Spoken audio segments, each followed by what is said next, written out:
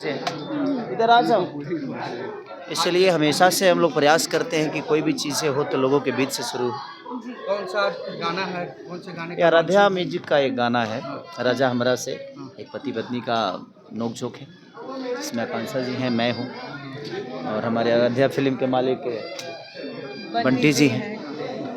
खेसारी जी, लालू परिवार को बड़ा झटका लगा है। कोर्ट का फैसला या लैंड देखिए, एक्चुअली देखिए, अब मैं राजनेता हूँ नहीं और ये सरकार के और उनके बीच की बात है। हाँ, उस परिवार का हिस्सा हूँ, मुझे दुख हुआ सुन के, बट मैं कर ही क्या सकता हूँ। मैं एक सिंपैथी दे सकता हूँ या उनके लिए जो मेरे मन में और मेरे दिल में श्रद्धा है उसके लिए मैं बयां कर सकता हूँ कि ऐसा नहीं होना चाहिए, क्योंकि एक बुज़ुर्ग हो गए हैं वो, और इस हालत में कम से कम उनके स्नेटी का ख्याल हमें रखना चाहिए। सरकार आएगी जाएगी, बट एक व्यक्तिगत तौर पे मुझे लगता है कि ये सही नहीं है। खेसारी जी, दो सवाल है।